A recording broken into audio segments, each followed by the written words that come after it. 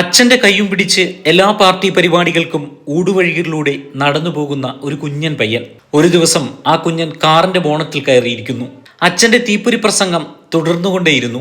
പുനലൂർ നഗരസഭയിലെ കോമളംകുന്നിന്റെ കവലകളിലും നാട്ടിടവഴികളിലും കണ്ടിരുന്ന ഒരു കാഴ്ചയാണിതെല്ലാം. പഴമക്കാരുടെ ഓർമ്മയിൽ ഇന്നും തങ്ങി നിൽക്കുന്നുണ്ടാകും ഇതെല്ലാം.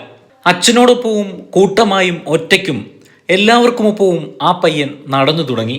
സ്കൂൾ കോളേജ് കാലഘട്ടത്തിലൂടെ കടന്നു പോകുമ്പോൾ നാടും അച്ഛന്റെ വർത്തമാനങ്ങളും പ്രസംഗങ്ങളുമായിരുന്നു ആ പയ്യന്റെ മനസ്സ് മുഴുവനുമെന്ന് പഴമക്കാർ പറയുന്നത് കേട്ടിട്ടുണ്ട്.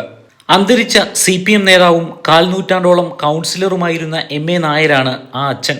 ആ പയ്യൻ ഇന്ന് വളർന്ന് MAR എന്ന് മൂന്നക്ഷരത്തിൽ പുനലൂരുകാർ സ്നേഹത്തോടെ വിളിക്കുന്ന MA രാജഗോപാലായി. കലാലയ രാഷ്ട്രീയത്തിലൂടെയാണ് MA രാജഗോപാൽ പൊതുപ്രവർത്തന രംഗത്ത് കൂടുതലായി സജീവമാകുന്നത്. കുതിരച്ചിറ LPS, സർക്കാർ higher secondary school, boys higher secondary school എന്നിവിടങ്ങളിലായിരുന്നു സ്കൂൾ വിദ്യാഭ്യാസം. പുനലൂർ ശ്രീനാരായണ കോളേജ്, കൊല്ലം SN കോളേജുകളിൽ കോളേജ് യൂണിയൻ ഭാരവാഹിയായിരുന്നു.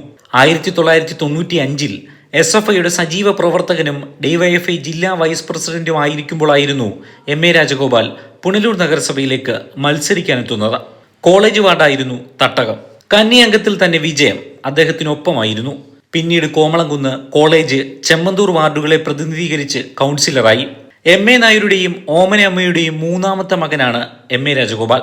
പെട്ടെന്ന് പ്രതികരിക്കുന്ന സ്വഭാവമായതിനാൽ ധാരാളം ശത്രുക്കളെയും അതോടൊപ്പം തന്നെ നല്ല സുഹൃത്തുക്കളെയും നാട്ടിലും വിദേശത്തിലും അദ്ദേഹത്തിന് കൂട്ടിന് കിട്ടി. 2009 ജൂലൈ 2 വ്യാഴാഴ്ചയാണ് MA രാജഗോപാൽ ആദ്യമായി പുനലൂർ നഗരസഭയുടെ അധ്യക്ഷനാകുന്നത്. 50 വർഷത്തേക്കുള്ള മാസ്റ്റർ പ്ലാനുമായാണ് MAR നഗരസഭയിൽ ചെയർമാനായി എത്തുന്നത്. പുനലൂർ നഗരസഭയ്ക്ക് പുതിയ മുഖം നൽകുന്ന പദ്ധതികളിൽ മുഴുകുന്ന ചെയർമാനെയായിരുന്നു പിന്നീട് പുനലൂർ നഗരം കണ്ടത്. പക്ഷേ അധ്യക്ഷനായി 5 മാസം പൂർത്തിയാകും മുമ്പേ MARനെയും CPM പാർട്ടി നേതൃത്വത്തെയും പുനലൂരിലെ ജനങ്ങളെയും ഞെട്ടിച്ചുകൊണ്ട് 2009 നവംബർ 11 രാവിലെ കൊല്ലം അഡീഷണൽ ജില്ലാ സെഷൻസ് കോടതിയുടെ ഒരു വിധി വന്നു. 3.5 മണിക്കൂറിന് ശേഷം ഉച്ചയ്ക്ക് 2:30 കോടതിയുടെ വിധി പ്രസ്താവം. MA രാജഗോപാലിന് ഇരട്ട ജീവപര്യന്തമെന്നായിരുന്നു ആ വിധി. 2002 മാർച്ച് 13 ജൂൺ 9 നടന്ന രാഷ്ട്രീയമായ ഒരു കേസിലായിരുന്നു സെഷൻസ് കോടതിയുടെ വിധി വന്നത്. കേസിലെ 7ാം പ്രതിയായിരുന്നു MAR. കോടതി വിധിയെ തുടർന്ന് 2010 മാർച്ച് 4 അദ്ദേഹം ചെയർമാൻ സ്ഥാനം രാജിവെച്ചു. ജയിലിൽ വെച്ച് തന്നെയാണ് അധ്യക്ഷ സ്ഥാനം രാജിവെക്കുന്നത്. നഗരസഭയിൽ അന്ന് 32 അംഗ കൗൺസിലായിരുന്നു. CPM 16, CPI 8, RSP 1, NCP 1 എന്നിങ്ങനെയായിരുന്നു കക്ഷിനിര. തിരുവനന്തപുരം സെൻട്രൽ ജയിലിൽ കഴിയുന്ന സമയങ്ങളിൽ അദ്ദേഹത്തെ കാണുവാൻ ബസ് ബുക്ക് ചെയ്ത് ദിവസേന ജനങ്ങൾ പോയിരുന്നു. ജയിൽ അധികൃതർക്കിടയിലും ഭരണകൂടത്തിനിടയിലും കേരളത്തിലും ഏറെ ചർച്ച ചെയ്ത ഒന്നായിരുന്നു അത്. പെങ്ങളുടെ ഭർത്താവ് R രാധാകൃഷ്ണന്റെ സംസ്കാര ചടങ്ങുകൾക്ക് പങ്കെടുക്കുവാൻ പരോളിൽ വന്നത് MARന്റെ അമ്മ ഓമനയമ്മയെ ഏറെ വേദനിപ്പിച്ചതായിരുന്നുവെന്ന് അദ്ദേഹത്തോട് അടുപ്പമുള്ളവർ പറയുന്നുണ്ട്. കീഴ്ക്കോടതി ഉത്തരവിനെതിരെ MA രാജഗോപാലും പാർട്ടിയും ഹൈക്കോടതിയിൽ അപ്പീൽ നൽകി. അപ്പീൽ പരിഗണിച്ചത് justice R Basant, justice MC Harirani ഉൾപ്പെടെയുള്ള ഡിവിഷൻ ബെഞ്ചായിരുന്നു. പ്രോസിക്യൂഷന് കുറ്റം തെളിയിക്കാൻ കഴിയാത്തതിനാൽ ഇരട്ട ജീവപര്യന്തം റദ്ദാക്കുകയായിരുന്നു. 2010 ഏപ്രിൽ 7 MA രാജഗോപാൽ കുറ്റവിമുക്തനായതായി കോടതി പ്രഖ്യാപിച്ചു. അന്ന് കോമളംകുന്നിൽ പാർട്ടി പ്രവർത്തകരും ബന്ധുക്കളും പ്രാർത്ഥനാ നിരതരായിരുന്നു. 3 ദിവസമായി കെടാവിളക്ക് കൊളുത്തി തങ്ങൾ പ്രാർത്ഥനയിലായിരുന്നുവെന്ന് രാജഗോപാലിന്റെ അമ്മ ഓമനയമ്മ പറഞ്ഞതായി മാധ്യമങ്ങൾ റിപ്പോർട്ട് ചെയ്തിട്ടുണ്ട്. കൊച്ചുമോനെന്നും MAR എന്നും ജനങ്ങൾ സ്നേഹത്തോടെ വിളിക്കുന്ന MA രാജഗോപാൽ ഉത്സവ പ്രതീതിക്കിടയിൽ പുനലൂരിൽ വന്നിറങ്ങിയപ്പോൾ പുനലൂരുകാരുടെ ആഹ്ലാദം അലകടലായി മാറുന്ന കാഴ്ചയായിരുന്നു പുനലൂർ പട്ടണത്തിൽ കണ്ടത്. CPMന്റെ നേതൃത്വത്തിൽ ആഹ്ലാദ പ്രകടനവും ഗംഭീര സ്വീകരണവും അന്ന് നിരത്തുകളിൽ കാണാമായിരുന്നു. ഒരു നാടിന്റെ പ്രതീക്ഷയായി വളർന്നുവരുന്ന നേതാവിനെ വകവരുത്തുവാൻ എതിരാളികൾ വെച്ച കെണിയിൽ നിന്നും അഗ്നിശുദ്ധി വരുത്തി അദ്ദേഹം തിരികെ വന്നു.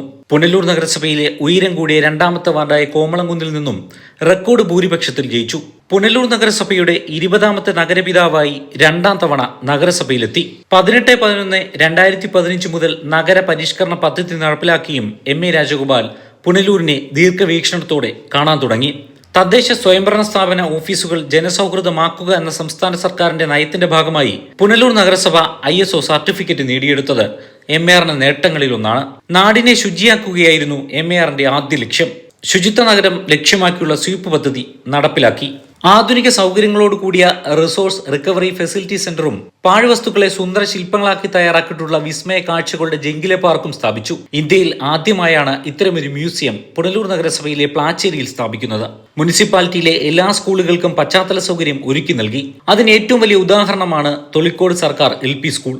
ഭിന്നശേഷി കുട്ടികൾക്കായി 1ാം വാർഡായ ആരമുന്നയിൽ പ്രതീക്ഷ എന്ന പേരിൽ ബഡ് സ്കൂൾ ആരംഭിച്ചു. അധ്യാപകനും MLAയുമായിരുന്ന K. കൃഷ്ണപിള്ളയുടെ പേരിൽ ഒരു സാംസ്കാരിക നിലയം പണിതുയർത്തി. പുനലൂർ പഞ്ചായത്തിന്റെ പ്രഥമ പ്രസിഡന്റും MLAയുമായിരുന്ന അഡ്വക്കേറ്റ് N. രാജഗോപാലൻ നായരുടെ പേരിൽ മുനിസിപ്പൽ ടൗൺ ഹാളിന്റെ പ്രവർത്തനങ്ങൾക്ക് തുടക്കമിട്ടു.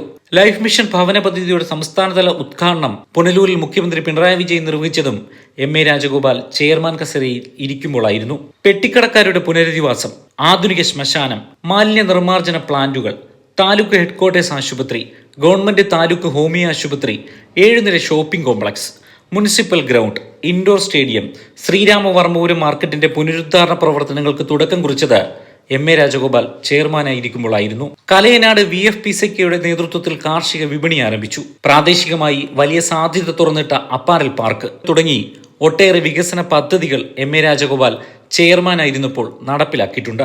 5/2/2019 വരെ അധ്യക്ഷ സ്ഥാനത്തുണ്ടായിരുന്ന അദ്ദേഹം നാടിന്റെ വളർച്ച ഗ്രാമങ്ങളിലൂടെയാണെന്ന് കാലങ്ങൾക്ക് മുന്നേ മനസ്സിലാക്കി രാവും പകലുമില്ലാതെ നാടിനൊപ്പമുണ്ടായിരുന്നു. 3ാം തവണയാണ് MAR ചെയർമാൻ കസേരയിലെത്തുന്നത്.